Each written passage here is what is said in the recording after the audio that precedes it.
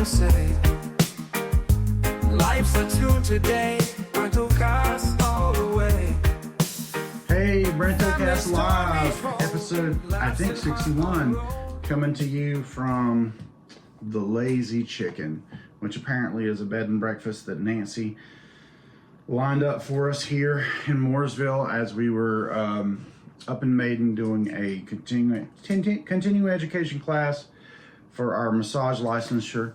We have to do that 24 hours in every 2 years. So we got 8 hours of that knocked out yesterday. Had a pretty fun class on poultices and interesting day visiting. It was actually at our massage school in Maiden, North Carolina, which I haven't been to in about 2 years, and so it was neat seeing some of the old faces. And then just as a added bonus, I guess, Nancy had sort of scheduled for us to stay overnight in Mooresville, kind of on the way home. And it's funny because I've driven by this place a bunch of times and never even realized it was a bed and breakfast. Really, it looks more like a regular hotel lodge kind of a situation, but a beautiful old house built in the 1800s that's been added on to. And then apparently this part of it was a commercial ice cream shop at some point that was in the front of the building. It was moved back. The really peculiar and cool thing about this place is that it's like nested in the trees and there's just tons of traffic outside, but when you get behind the house, it really kind of gets quiet. So it's like you're kind of in a really busy business part of Mooresville, but sort of behind this big giant house, which is kind of added onto in a weird sort of way to kind of encase this area in the back. We actually had the breakfast as part of it, and they have a really incredible kitchen. So we did that, and Nancy's doing some sort of little sonic treatment right now. And then I guess after that, we will be heading back to start our work day just a little bit late on Monday. And getting on with our working week, which for me today it's going to be printing some products up, and also I'm coming down to the end of my first month of subscription at Suno, so I'm going to be generating some music because I have a bunch of credits left over and I want to use that up before Tuesday. I'm going to be generating some music for my massage therapy. Instead of just having to use a radio service, I can get real specific about what I want to hear working with my clients.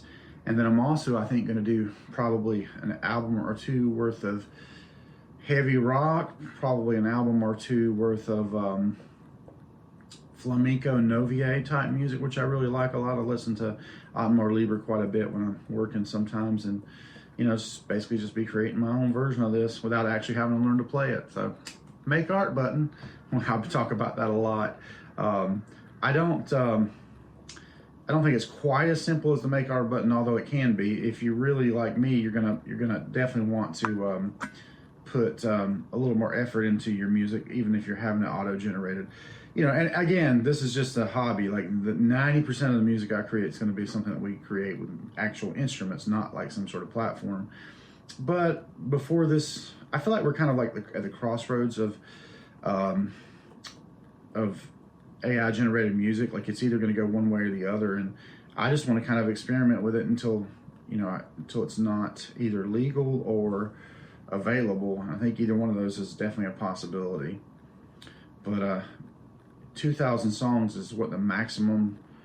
When I say 2,000 songs, you know, every kind of time you do a version of a song, that is considered a song. So you can make about 2,000 generations. And I think to date I've made close to 800, and I need to get that 2,000 in there because that's what we're paid for. So anybody and everybody that I've been doing music for, I'm going to do just a whole bunch of it. And I'm probably going to have one more month of subscription before I end this little experiment. But I do want to try Udio, which has some features that Suno does not. So I guess today and tomorrow I'll be wrapping up my use of Suno for maybe a month, and then I'll pause my subscription and subscribe to Udio next time. I have seen some features like in Udio. I know that you can make it pick the key, which if you're going to actually turn around and sing your own version of the vocals, I mean that's huge, right? So I'm going to definitely look into that. But yeah, that's kind of my plans for today, and I'm still working on the release of a DAZ 3D or DAZ Studio character based on my dad, which would be like potentially Genesis 9, and I had it built, but I have not released it just because, I don't know, I just didn't get in the right mood for it, and I've had a lot going on. Situation with Mom is we're still alive with the Humana. They've kept trying to cancel it. I've kept appealing it, and so far I've won enough to keep it alive, but we are approaching the end of that 100 days of benefits that she gets, and we're still in the process of trying to get her on Medicaid, so I don't know exactly what the future holds. I'm starting to believe that she may not ever get to come home, which really sucks. I know she wants to come home, and we want her to be home. But when you're talking about total care, you know, there's stuff that I could do personally, and then there's stuff that's beyond my ability to do personally. And, you know, my brother, he doesn't have the spare time, you know, with regards to his schedule. If he has to go do, he's not married, he's not part of a team like I am here. So it's a little bit different. And yeah, we all just hope for the best with that whole situation. I'll tell you one cool thing about this place. They had a really super cool dog named Yogi inside, which you'll see on the video that I got to mess with, and a really cute cat that lives in here, in addition to their namesake animals, which are a bunch of chickens that roam around a little penned-in area that's kind of in the backyard. And they were out this morning in force. We walked over this morning for breakfast. It was raining hard, so we definitely got a bit of water on our heads, so to speak, but you know, no big deal. But yeah, I guess I would recommend this place because it's really cool. There's a little kitchenette with it. Obviously, the TV, and the folks that run this place seem really nice. I definitely like them. They're my kind of people for sure. I didn't really plan to do a podcast this morning, so I think that's apparent because I've done one super recently. But I mean, here I am in this really cool location, so it seems like it would make sense to just knock out another one right quick. And realizing that finally the hot weather has broke, it definitely puts me of a mind to do more outdoor projects. Once again, you know, art stuff has changed, and with AI ever evolving the landscape of filmmaking, music creation, and art creation in general, I do note that we're kind of getting to that place where I could almost script and execute an AI film and be all the actors myself. You know, driving performances I'm talking about that would be interpreted and, you know, re-rendered, recreated, revoiced through AI. And I don't know, the last filmmaking thing that I did really came to nothing. It was just kind of a promotional thing for Better Baden's Boo Fest. And I thought there was maybe the chance that we were going to do some more stuff with that character with Tommy Allen Taylor, but his availability was not to the point where we could do that. And likewise, I think maybe my availability wasn't great either.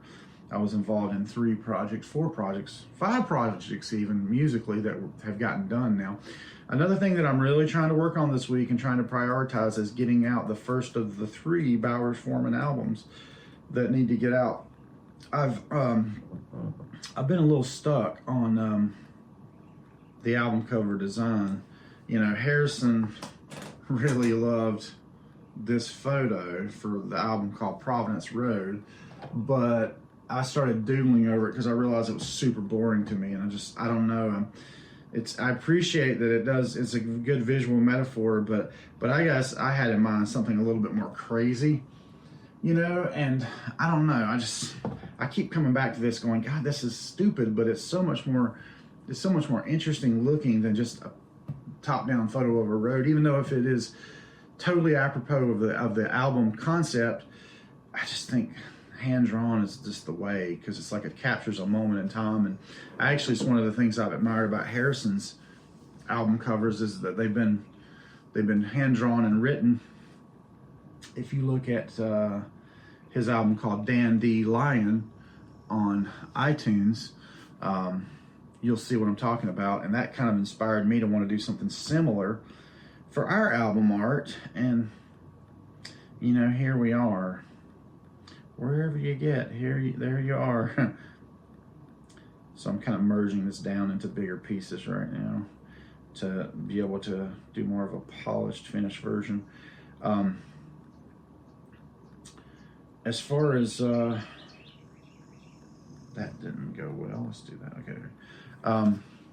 Sorry. Yeah. So, oh, the birds are coming out. I had hoped to do some HDRIs. I did pick up a new 360 camera with the hopes that I could get back into making some HDRIs. And I'm probably going to step outside and shoot one of these before we leave if it's totally stopped raining, which I think it has. That's the X4, y'all. It's a little bit bigger than the X3 and 72 megapixel AI aided 360 images. And this one has lens covers, which is the thank God they finally did that, and they're replaceable. So I've taken literally one photo with that. Tried to take one video and the video card was not fast enough, so I'm gonna have to look into what kind of video card I need to, SD card I need to be able to take the video. My email's popping in there on the screen, sorry about that. To take video, you know, that will record fast enough to take 8K 360 video. I haven't ever taken 8K, so that's one of the things. Show you some of the craziness that I've been working on here on the old sketch pad. There's a picture of Mom and Dad. Yeah, so I just need to pull the trigger on that. I'm also finishing up a AI aided album for Ron Vigil, which is sort of a secret. I shouldn't be talking about it here, but I know that his brothers don't listen to this, so that's going to be a bit of a Christmas present. Another interesting project that Harrison and I are working on is taking a recording from 1975 in somebody's, I guess, practice room. It's an actual stereo recording of a group playing this really cool song. What was really great about it was they had two backup singers there that were really tight with the lead vocalist, and I'm wanting to emulate that, but to kind of supplant my friend's virtual voice over it to be part of his his AI generated project. This will become a little bit more apparent in future episodes where I'm going to show samples of what I'm talking about. Basically, you can create a voice clone of someone who can't sing's voice and apply that to a guide vocal so that, say, a person that cannot sing, like my wife, for example, I can make her sing. I can sing it correctly, create the vocal clone of her voice with the characteristics of her voice, then apply that to my guide track, convert that to her voice. It's crazy. I mean, it's just truly, truly crazy how things have gotten so far advanced of what they were. Thinking it was a big deal when they brought back John Lennon's voice on those two Beatles tracks that they released posthumously. And that was a big deal, and we're all like, wow, and now it's gone so much further, and that was just the tip of the iceberg. And who knows, I mean, like, there may be virtual versions of all of us, you know, that care to have them in the future. Let's just say that you were like a very, very old person when you had your last child or something like that, and you wanted to be there for them in some way, shape, or form to pass on your values, and so that they had a memory of you, even though you were at the end of your time. Potentially, you could be this virtual version of yourself based on writings and recordings of your voice, and you know, literally, I don't think we're very far from something like that, as weird as that sounds. And although, of course, having you there would be the ideal thing, having your virtual proxy would be better than nothing. And at least there would be a sense of knowing this parent that had died when you were still very, very young. Stuff like that. I think about Dad and the fact that I didn't get a lot of his voice.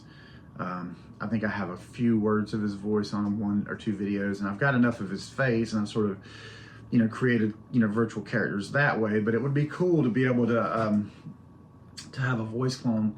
You know, again, this is just a part of a memory that lives in your mind anyway. But still, it would be really, really nice. There's birds dashing by the window. It keeps distracting me. But yeah, you know, anyway, these are my thoughts today. I'm going to cut this episode a little bit short because it's getting a little long in the tooth, and I did not have a plan. I will say that I saw the new Deadpool Wolverine movie. It was entertaining, but like, I think 3 movies is more than enough for that character, the Deadpool character. And gosh, there's a bunch of Wolverine movies now, so hopefully they'll bow out gracefully before they make a truly bad film. That wasn't a bad film, but it, you know, it didn't live up to the quality of the first 2, in my humble opinion. But that whole character is just sort of a fourth wall breaking joke anyway. So it was worth the matinee price for sure. Musically, starting up with a new person we started working with. More about that later, and we've done the vocal recordings for a gospel track. I don't know, I'm half inclined to re-record it, but in any case, we got to start, and so that's like a new avenue of music, and that's exciting as well. So yeah, that should do it for today's update, and then stay tuned for a future update coming maybe in a month or so. We never know, just whenever the spirit moves, right? I mean, I got this super cool chicken behind me. I wonder if I touch the chicken, will it focus on the chicken? I don't know. I don't think it did.